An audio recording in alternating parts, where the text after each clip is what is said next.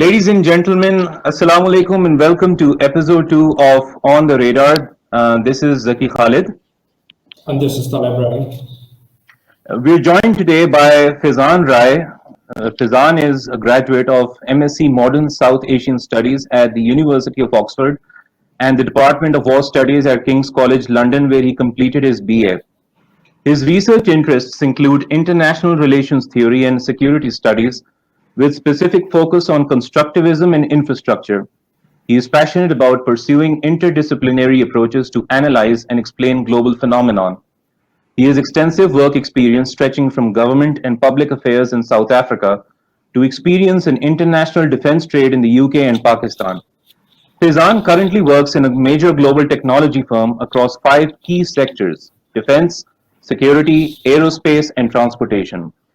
Welcome to the show, Faizan. Thank you so much, Zaki and Talha.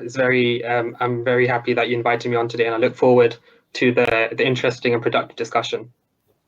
It's a pleasure to have you with us. So before we begin, Faizan, could you just quickly tell us about the paper you wrote? Why did you focus on Pakistan's neutrality-cum-balancing approach toward MENA? What compelled you to write on this aspect? Yes, so thank you for the question. So the answer to this question is relatively basic, I think. Upon doing research for what to write in this paper, I realized that neutrality was talked a lot in Pakistan when it comes to the Middle East. And so whenever I'd ask someone, oh, what do you think about Saudi Arabia? What do you think about Iran? What do you think about Pakistan's role in this proxy conflict? Immediately people would jump to the conclusion, oh, Pakistan is neutral. They don't have any role to play in this other than to ensure the peace between the two countries. And I think that's actually a relatively fair conclusion to come to because, there's legislative grounding with such an approach. In 2015, Pakistan voted in parliament to stay unanimously voted in parliament to stay neutral in Yemen. But the problem I had with this answer is that nobody was questioning what do we mean by neutrality. There's various types of neutrality which exist in international relations theory, especially as well as practical diplomacy. Neutrality is about recognition, but the world doesn't recognize Pakistan as a neutral state. So how is everybody in Pakistan, in media, journalism, academia, government even, I found, why is everybody saying, oh, Pakistan is neutral? So the purpose of this paper was essentially to investigate the extent to which we can use this word neutrality to describe Pakistan's strategic policy in the Middle East, and whether we can actually observe this in the context of Iran and Saudi Arabia. And so this overwhelming emphasis on neutrality, I thought, has to be questioned. And I was therefore surprised that there was such limited attention attributed to dissecting the word neutrality in Pakistan. So that was my rationale behind the paper. Indeed. And just to let the audience know that Faizan's paper is titled Neutrality-cum-Balancing, Understanding Pakistan's Foreign and Diplomatic Policy in the MENA region, and it is published in the Journal for Islamabad Policy Research Institute, IPRI, in Islamabad. And my first question for you, Faizan, is when you talk about Pakistan adopting a neutralizing-cum-balancing approach, this is a term which you have coined toward MENA. But there is concern at a personal level, this is my understanding, that this passive approach will only strengthen India and relations of India with GCC. I say this because it might sound too much of a judgment at this point in time, but we do know that some of the Arab Gulf states have started to quote unquote normalize their ties with Israel. Now, before this so-called normalization took place, Arab and Indian relations were limited because of the contention of recognizing Palestine or not. But now that whole equation is out of it, and now that the Arab countries themselves, who are Pakistan's strategic partners, some of them, they now have more avenues to increase their understanding with India. Now, I understand that bringing India into this debate might sound like a rhetorical question, but it is important when we talk about foreign policy. What do you have to say on that? That's a really interesting point. So, of course, when we study Pakistani foreign relations, India fits into the strategic calculus of things.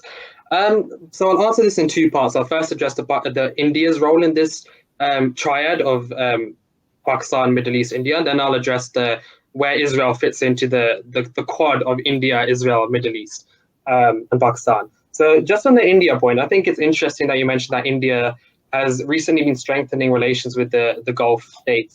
And that's true. But I think, so what this paper first does is give you a historical trajectory of Pakistan's relation with the Middle East. And essentially, to answer your question, we have to delve into the historical trajectory of India's relations with the Middle East. And on that point, I think you'd realize that often the Middle East's approach to India and Pakistan has not been connected. So whereas, for example, the USA throughout the decades of the Cold War was connecting India and Pakistan to their policy in South Asia, the Middle East states have never really truly done this in South Asia. You know, India has been such a vital source of economic growth for the Middle East and especially the Gulf countries. I mean, if you look at the population of the UAE, I think almost 20% of the population is Indian. There's more Indians in the UAE than there are ethnic Emiratis, for example. And yes, absolutely so right. I think it's more important to sort of question whether this connection is first of all relevant and whether it's applicable. And so in terms of its relevancy, I don't think this is the question that we should be asking in Pakistani foreign policy, because fundamentally the UAE has never seen it that way. You can look at it on the Kashmir issue. The Arab countries are predominantly silent on the Kashmir issue. We found this out very recently, actually, personally, I think overemphasized. However, it did occur, the recent split in thought between Saudi Arabia and Pakistan regarding the OIC summit and Pakistan threatening to go it alone with other more strategically aligned countries. So fundamentally, to answer this India question, I think we have to acknowledge that as the USA has now done, splitting its policy between India and Pakistan and focusing on a self-interest strategic perspective rather than, what does this mean for the India-Pakistan bilateral?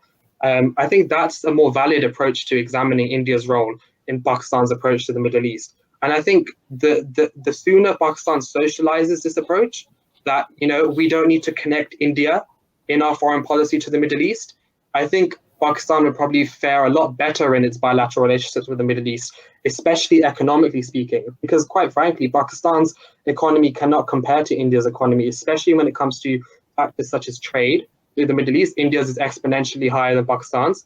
Indeed. India's exports are fundamentally much larger than Pakistan's to the Middle East. So rather than comparing and competing with India and the Middle East, it has to be on a self-interest perspective and a self-interested approach. And so that's a very good point you make there, and did see that. I am sure my friend Talha will agree that this is a point which you have repeatedly tried to make implicitly and explicitly in your paper, that Pakistan should look into its own interest rather than trying to look at it from another country's perspective. Yeah, no, absolutely. I think that is one of my recommendations going forward in this Saudi-Iran dispute. But coming on to your second triad, which is the Israel factor, I mean, it's no secret that there is increasing ties between India, Israel, and the USA. Politically, they've become recently aligned with the example of, some might call it far-right populism, some might call it right-wing, some might call it conservative populism, whatever you want to use. The point is that diplomatically and I think economically especially, there's a lot of fusion between these three countries. I mean, you can see it in how so I personally have experience in the defense industry. And if you look at the defense trade between these three countries, relying on increasingly on American imports, ventures between India and Israel in the defense arena, it's absolutely increasing. And for Pakistan, that can be worrying because obviously Indian defense procurements have a direct impact on Pakistani security. However, Indeed, I will reiterate the fact that I think we cannot overemphasize the role of this quad of the USA, India, Israel, and the Middle East in Pakistan's strategic thinking towards the Middle East. And I'll revert back to my original argument in the role of history is paramount here. And essentially, the Indian-Middle East relations have been born out of their long history of diplomatic, economic, military, and political relations. And in the same respect, Pakistan's relations have been growing out of their own distinct political, military, and economic integration with the Middle East. So overall, I would say that I think it's important not to overemphasize the role of India in Pakistan's approach to the Middle East. And if you look at the specific policy issues, so for example, the Saudi-Iran proxy or Pakistan's trade with the Middle East, it's not consequential with India's role in the Middle East. The only place we see where India and Pakistan directly come at odds in the Middle East and North Africa region is in Afghanistan, if we even consider that in the Middle East and North Africa, which is where Pakistan and India have traditionally supported opposing sides. So I think that's my approach to this triad between India, Pakistan, and the Middle East. I don't think they're consequential. Faizan, though you have mentioned that intensive historical inquiry is beyond the scope of your paper, what further antecedent events you could think of apart from Yemen war and Qatar blockade, two prominent case studies that you have embedded in this paper that can be analyzed through the neutrality-cum-balancing posture? As you have wrote about how Pakistan opted for balancing during the Yemen war and neutrality during the Qatar blockade. So what further events you can recall in which Pakistan adopted a balancing posture with vis-a-vis Middle East North Africa region in the past? That's a good question. I think, so at the start of my paper, I take you through a brief overview of the history of Pakistan's relation with the Middle East. And I think there's some important conclusions we can draw from this history. And I think I do have a subsection which looks at lessons from history. And so the interesting thing about neutrality-cum-balancing is directly linked to world order, which I convey in the earlier part of the paper where I look at neutrality and balancing as concepts in international relations theory. And because they're so directly linked with the balance of power and the structures in the international system, I think the question of looking for neutrality-cum-balancing in different periods of time, it might be a bit of a stretch. And I say that because the world order has shifted, and specifically the order in the Middle East has shifted to become more multipolar, the strategic options for Pakistan have now become different, and they're actually quite novel, I would argue. So throughout history, Pakistan has pursued a more of a balancing approach in the region. In fact, quite a clearly a balancing approach in the region. I described Pakistan's relations and disputes with Egypt in the Cold War, which are a good example of how Pakistan's balancing approach causes controversy in the region in the past, because it was so closely aligned to the monarchies of the region, it sort of neglected the Arab nationalist movements in the Cold War, which were extremely important movements. But Pakistan chose to firmly align with the US Pact, the Baghdad Pact, the Seattle-Cento Pact. And so that sort of determined Pakistan's policy in the past, and it caused great diplomatic discomfort to people like Gamal Abdel Nasser, the president of Egypt. But I think I don't see it as necessary to look for neutrality-cum-balancing per se from a historical perspective, because I think this is a new approach Pakistan has adopted in contemporary analysis. If you look at the Cold War and you look at for example, post-Iranian revolution, we can see that Pakistan still opted for a balanced approach in the Middle East because it was still aligning with the USA in the global, in the Afghan war, in the global war on terror that followed it. And so neutrality-cum-balancing, I argue, is quite a novel experience for Pakistan. I'm not so sure. This is something that I've coined personally. I'm not even sure this is filtered into the consciousness of the policymakers in government or in the Foreign Office at this point, because Pakistan doesn't really reveal its strategic thinking in terms of its policies in the region or any sort of defense and security policy, generally speaking. There's no arguing on that. Exactly. So it's. So there is one interesting nugget that I can recall, an observation that I could glean from the historical part that you have mentioned. Yeah. You have talked about how the rapprochement between the divided Arab countries has allowed Pakistan to be less self-constrained about its foreign policy goals in the MENA region, and I think that was a very interesting observation.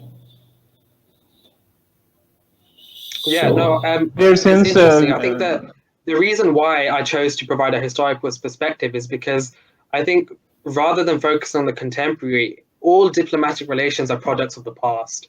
Okay, Whether it's the economic relations, whether it's political relations, military relations, these are all born out of norms in bilateral relations. And I think in Pakistan, there's a tendency to focus too much on the strategic calculus, too much on the realist self-interest, balance of power. And I do so in my paper because I think these are the things that are fundamentally socialized in Pakistani strategic thinking. But having that historical perspective, having the normative perspective attributed in the study, I think it's so important. And hopefully we can talk a bit more about the empathetic diplomacy, which I talked about in the paper as well, because I think that's an excellent example of how Pakistan's historical relations result in its contemporary policy, and how this novel experience of neutrality-cum-balancing is best explained in a contemporary case studies.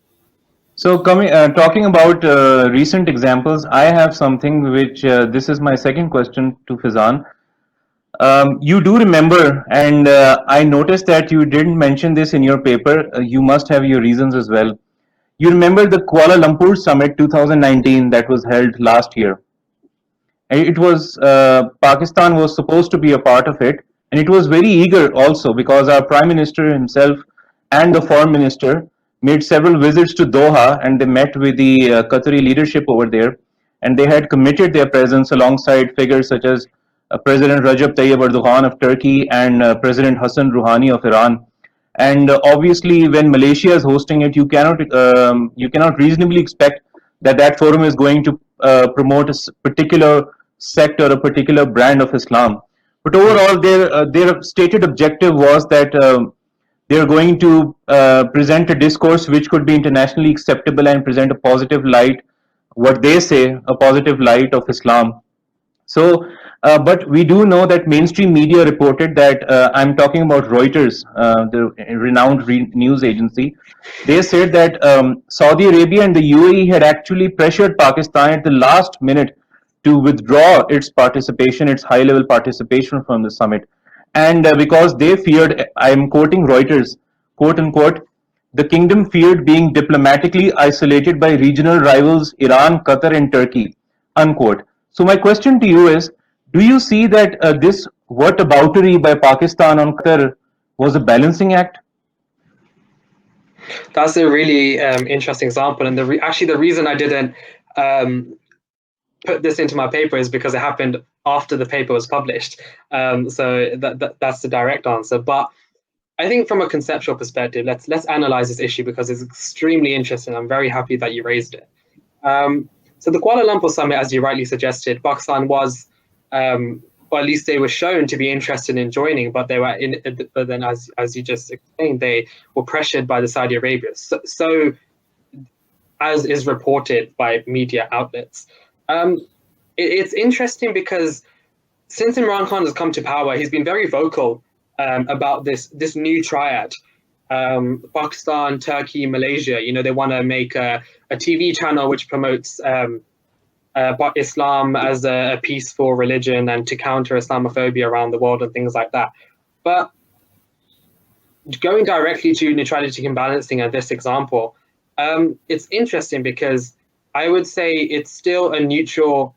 It still complies with Pakistan's neutral policy in the Qatar-Saudi Arabia dispute. And the reason I say this is because when Pakistan agreed not to attend this summit, it's very capable of also relaying. Pakistan's foreign policy is very smart in the fact that it's very capable of paying lip service to all the stakeholders involved it wishes to secure its bilateral relations with. And if we look at the context, okay, the most important thing about neutrality-cum-balancing is context, right? And so Indeed. the context of the GCC dispute is a different context to the context of the Malaysia summit, right? And so broadly speaking, in the GCC dispute, Pakistan has remained fundamentally neutral, I argue. I don't think there's been any direct or indirect involvement of Pakistan compared to the Yemen war, for example. And so I think the Malaysia summit is something that's bigger. It's bigger than the GCC dispute between Qatar and the various GCC countries. And I think that's why I say that neutrality is still adhered to within the GCC arena. However, in this arena, it could be viewed as questionable, but I don't think undermining. And the reason I say that is because Pakistan was still able to convince Qatar even after the summit, and convince Iran, and convince Malaysia that they still want this strategic initiative to move forward with Turkey as well. And so this quad of Islamic nations, I think, is a separate initiative to anything that's between Qatar and Saudi Arabia, right? But Saudi Arabia. Faizan, I'm sorry, let me interject over here. So, if I'm trying to understand you correctly, was Pakistan's withdrawal at the last minute an attempt to balance, or was trying to explain its position to Qatar the balancing factor? Which one of these was it? So the balancing factor in this case study is the balancing of the Saudi relations, but it's not directly due to the Qatar relations. Okay. This was a balancing act because it was to manage Saudi expectations of how to create the global Islamic order, which is an interesting concept because Saudi Arabia still views itself as a leader of the Islamic world. It's still the leader of the OIC fundamentally, which all these countries are still part of. Remember, Qatar never withdrew from the OIC. Malaysia is still part of the OIC. Yes. It was an attempt to ensure that Saudi Arabia maintains its leverage so that a new Islamic order can't be curated in the international system. And so I see this as a different context to the Qatari GCC dispute, because in that arena, and I think even after the Kuala Lumpur summit, Pakistan hasn't really changed its position. Nothing's changed, even despite the leverage Qatar might be putting on them, despite the strategic initiatives with Turkey, Iran, Qatar, Malaysia, and all these countries. And quite frankly, I don't think this quad of countries seeks to undermine Saudi Arabia as the leader of global Islam, for political Islam at least. I think this was Okay.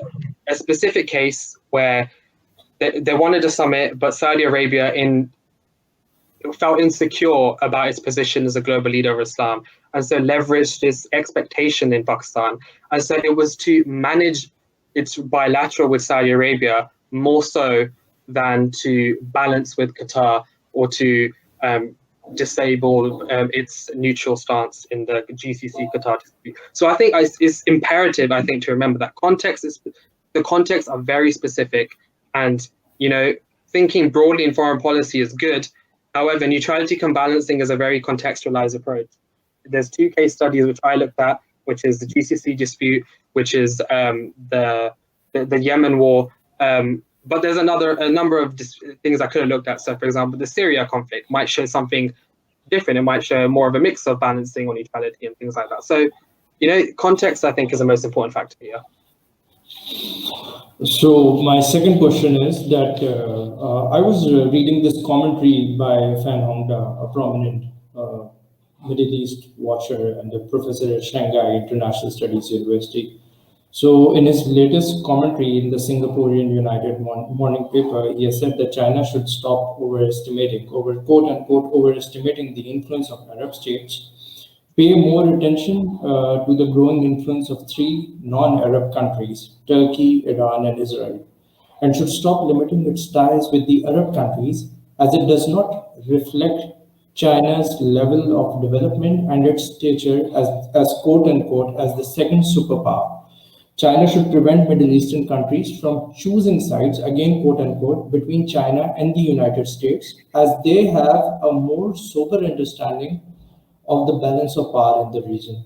So, do you think that this new understanding of how China should conduct its politics with the Middle Eastern region would translate in a somewhat different manner, because China is a strategic partner of Pakistan? And we know that because you have written this paper in Pakistan, Pakistan's neutrality-cum-balancing poster between Pakistan and Middle East and North Africa region. So how it would translate in a larger context between foreign policy relations of Pakistan and MENA? How do you read the understanding of Fan Hongda and this new Chinese thinking vis-a-vis Middle East, and how it would translate into Pakistan's Middle Eastern relations? Yeah, it's interesting. So can you just confirm, so the quote says China should focus more on Turkey, Iran, and Israel. another country? is Israel rather than the traditional Gulf states, right? Yes. Yeah, so that's an interesting analysis and not something I've come across personally. But the way this fits into Pakistan's foreign policy within the Middle East is interesting. Which again, I'll reiterate the fact that Pakistan should pursue a self-interest approach, because fundamentally, a lot of these countries are not associating Pakistan with all these international foreign policy goals and initiatives. And so the fact that China should focus more on, for example, Turkey and Iran, I think is quite beneficial for Pakistan, because if there's more Chinese integration with countries like Turkey or Israel or Iran and things like that, these are opportunities for Pakistan, right?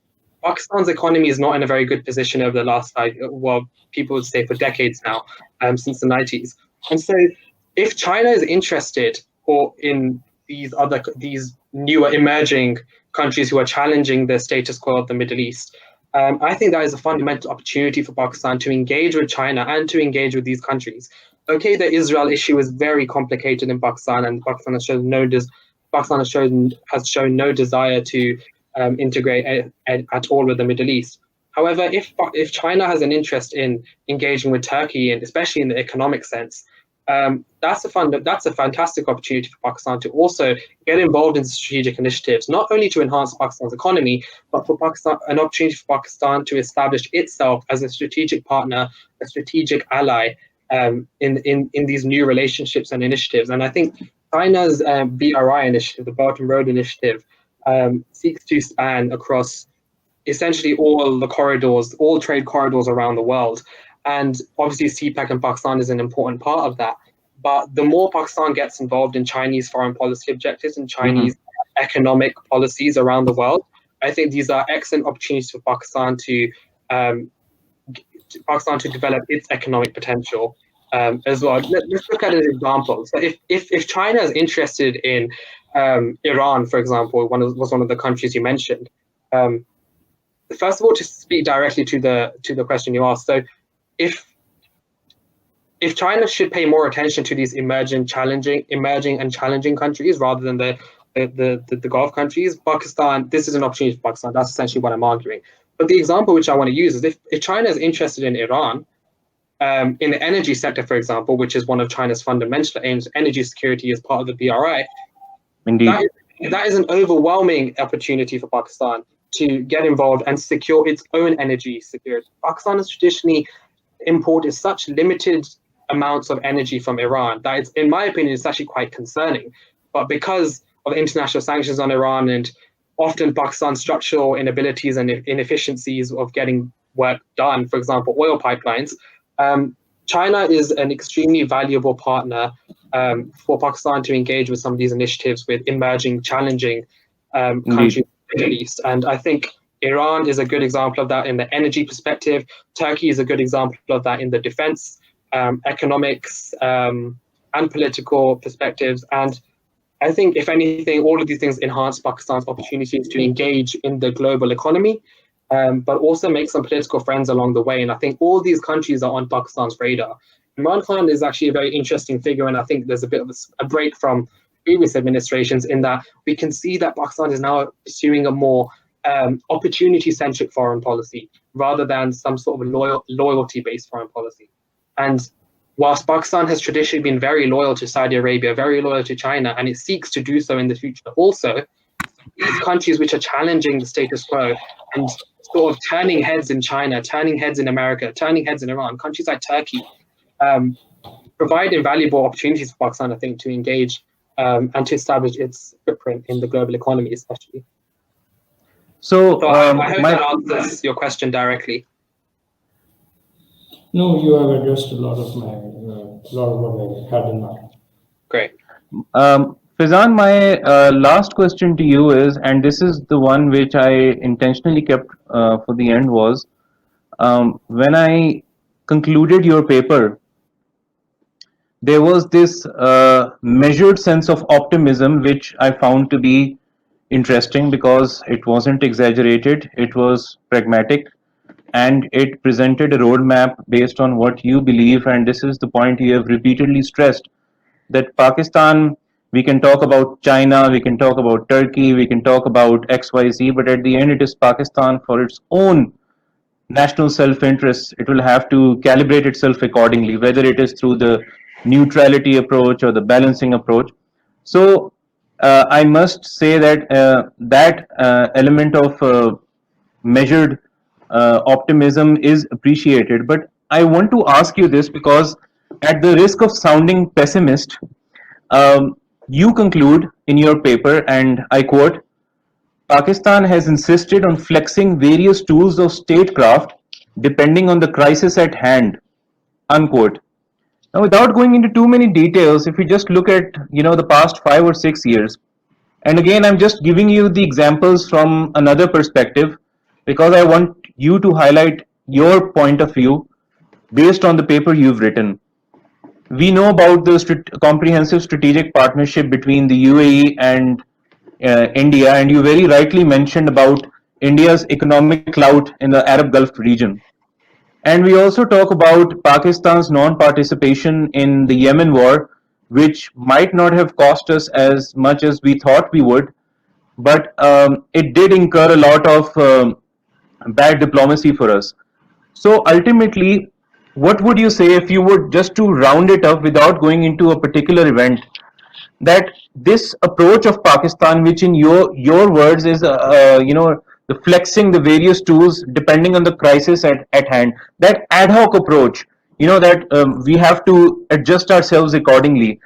Uh, don't you think that from the strategic and economic perspective, it has actually um, caused more uncertainties for Pakistan in the long run instead of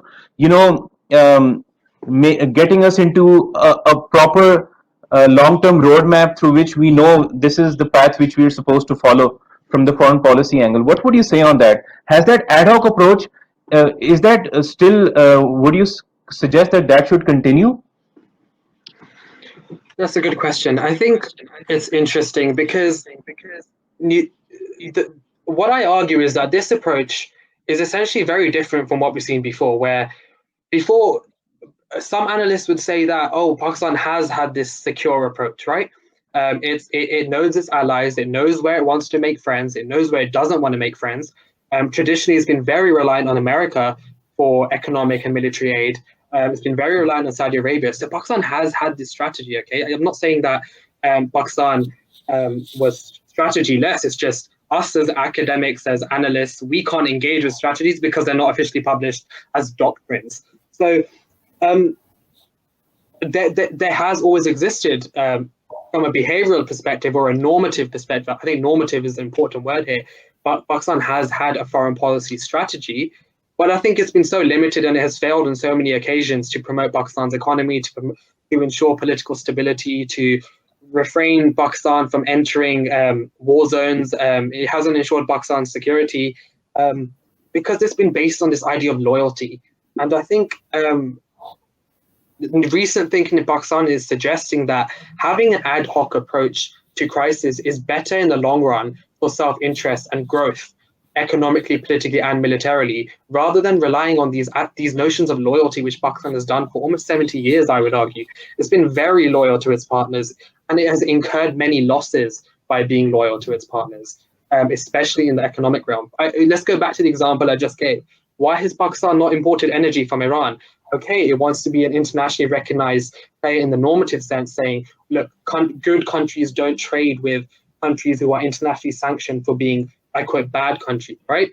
But from an ad hoc perspective, it makes absolutely no sense to me why energy has not been imported from Iran, or why has Pakistan, even in the India sense, for example, I know it's controversial, but why is there not increasing trade to ensure better relations with India? Okay, there's so much growth potential in Pakistan, and I think the current administration is interesting because whilst it touts these ideas of loyalty, it pays lip service to Saudi Arabia, UAE, and the Gulf monarchies, and to America. It's also, I think, entrenching this ad hoc approach. And I think Imran Khan, if I'm not wrong, has actually quoted in the past, look, Pakistan's now done with the traditional approach to international affairs. Pakistan is a peace-loving. We want to engage where there's opportunities. Of course, we have China, we have Saudi Arabia, but the relationship with America will now be on an ad hoc basis. We won't rely on America. We won't procure defense equipment from America based out of loyalty from an agreement in 1954, which we signed in the Cold War, but rather we're going to engage with America when there's mutual benefit because we're equal partners. And I think that is an ad hoc approach. It's not a strategy yet because it hasn't been from a temporal perspective. It's not ingrained in Pakistan foreign policy as at the moment, but I think this ad hoc approach is the first step in breaking away from these loyalty-based foreign policy that Pakistan has followed in the past. And I think some of the other initiatives that Pakistan has to get involved in is increasing trade with Turkey, increasing trade with East. I saw in your last podcast there was an intensive discussion about Pakistan looking towards the East, Japan, Malaysia, Singapore, the ASEAN region in general. And I think the interesting thing about Pakistan is that whilst we emphasize Pakistan's bilateral relations with China, for example, Pakistani trade with ASEAN nations doesn't pose a risk to Pakistan's relation with China, because China itself has extensive economic relations with ASEAN countries. Indeed. Extensive investments there. You know what I mean? Like, it's their largest trading partner. Exactly. China is currently the largest trading partner. Yeah, exactly my point. So the global economy right now, and I emphasize the economic aspect because I think that's the most crucial in Pakistan's troubles at the moment. The global economy right now is very, very interesting because we're now shifting towards a more multipolar environment. And this is a deeper theoretical point about the international system. But when there's multipolarity, there's opportunity. And so Indeed. You can be friends and you can be on the opposing ends on a diplomatic table in a different dispute. I mean, Russia and Turkey are such an interesting example in the world economy right now, where they're competing in Azerbaijan and Armenia as we speak, but they're on the same side in another dispute, or they're against each other in Syria. So it's really interesting to see how countries are now strategic allies, but also confrontational. And I'm not promoting Pakistan be confrontational at all. I'm just using this as an example to show to you that the ad hoc approach is actually probably what we're witnessing in the world today. I think it's hard to argue that many countries in the world have a very secure, defined, grand strategy in foreign relations. And I think it would be misnomer to say that because by virtue of being a state, you have a grand strategy in foreign affairs. And I don't think that's true anymore because we're seeing so much differentiation. We're seeing so many interesting pockets where countries are pursuing completely different and radical and shifts away from historic foreign policies in those arenas. There's very specific arenas. So I think, again, context is the most important. I think interests are obviously always going to govern. But I think Pakistan, and I just want to finish, if I may, with this extremely important point, where normative thinking is finally entering the Pakistani policy-making circles. And by normative thinking, I mean Pakistan is very concerned now with the recognition from the international system, whereas I think in the past maybe it was not so much, or at least it didn't openly advocate it. But Pakistan is very concerned with ideas of what it means to be a well-behaved state. It wants to be recognized as a peaceful international state. It doesn't want to be sanctioned. It doesn't. It doesn't want to engage in conflicts. It doesn't want to, procure military equipment from the USA for the sake of it. It's more concerned now, I would argue, with these normative titles and these normative labels. And it's something which India has been doing for a long time. India has seeked status within the international system, is wanted to be labeled responsible. That explains its nuclear policy, its economic policy, its climate policy. And so I think whilst a clear grand strategy is important for all states, no doubt about it, it's fundamental for the practice of statehood. I think the ad hoc approach right now, as we speak, in the contemporary crises Pakistan faces, I think the ad hoc approach is correct whilst it develops a secure grand strategy for foreign affairs. Good takeaway. A good takeaway from the session. Indeed, and I think now that first of all, I'd like to thank Faizan for giving us his time and joining us in this program. It was wonderful to hear your perspective in detail, and to the audience, we tried to limit our focus to Faizan's paper, but some of the questions were derived from it, though some of the contents may not be in the paper itself. But I think the point of this program was for Faizan over here to share us his perspective in the exact framework through which he wrote the paper. And as Faizan has mentioned, if I can wrap it up, some of the key takeaways from the talk today was that number one, Pakistan attuning itself to the normative framework in the international relations sphere. So I think that's one key takeaway, an observation by Faizan, which merits considerable attention by the regional as well as international community, but particularly our region, our neighbors such as Iran and Arab Gulf countries, which have tried to decontextualize Pakistan's bilateral relations with different countries. And this is where Faizan also concludes his paper. He mentions that policy options are determined by the parity and, I quote, bilateral ties between Pakistan and the respective actors, in turn promoting national self-interest, unquote. So while it may appear, point number two, it may appear that Pakistan is going in a directionless avenue. For now, the ad hoc policy seems to be doing what a strategy may not be able to do. Pakistan has been able to not get itself embroiled into the sort of controversy which otherwise it could have gotten into. And lastly, I think one of the other important takeaways is that when we talk about Pakistan's approach to MENA, I think the most fundamental point, my friend Talha might agree with me, is that this thinking by Faizan, it is actually a very fresh perspective, and this is exactly the sort of opinion which was shared by our previous guest on another totally different topic, referring to East Asia, that we are, for far too long, we are trying to look at Pakistan's relations with a particular region while taking an extra regional actor into consideration.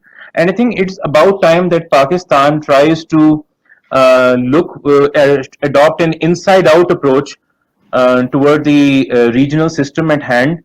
And when it comes to MENA, Pakistan should not just look into what XYZ country must say, but it must adopt a neutrality where it seems that neutrality is going to come into effect, and it must balance itself where it must. And finally, I would like to say that Faizan over here very clearly mentioned that he sees signs of this current administration of Prime Minister Imran Khan trying to bring Pakistan out of the previous quagmire, if I may use the term. So, Faizan, do you have any last thoughts before I wrap up this program? Once again, thank you for joining us. Thank you so much for inviting me. No, I think you summed it up extremely well. I think the most important take-home point is the shift in policy which we're seeing in Pakistan, from a loyalty-based foreign policy to an interest-based ad hoc approach to foreign relations, with a normative element to it, which I think is understudied in Pakistan. I think merits a lot of attention going forward. Indeed. And before I conclude, the audience is requested you can check out the description of this YouTube video. You'll find a direct download link to Faizan's paper on the IPRI journal. You can access the paper from there as well. Please share your feedback with us. Thank you for joining us, Faizan. Talha, it was a pleasure to have you as well. Thank you. Goodbye. Thank you so much.